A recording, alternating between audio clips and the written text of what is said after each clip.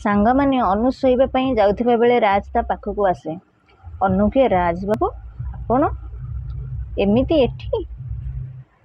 ରାଜ ପାଟିରେ ହାତ ଦେଇ କୁହନ୍ତି, ଖୁସି ଲାଗେ ଯେତେବେଳେ ଅନ୍ୟ ଜଣଙ୍କ ଉପରେ ଅନ୍ଧ ଭଳି ଭରସା କରିବା ପାଇଁ ଇଚ୍ଛା ହୁଏ, କିନ୍ତୁ ସେ ଖୁସି ଦୁଃଖରେ ପରିଣତ ହୁଏ ସେତେବେଳେ ଯେତେବେଳେ ଅନ୍ଧ ଭଳି ଭରସା କରୁଥିବା ଲୋକକୁ ସତର ଅନ୍ଧ ଭଳି ପ୍ରମାଣିତ କରାଯାଏ।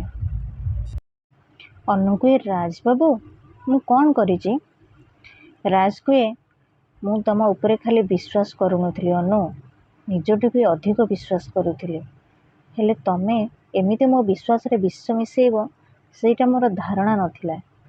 ଶେଷରେ ତମେ ମୋ ସହିତ ଏମିତି କଲ।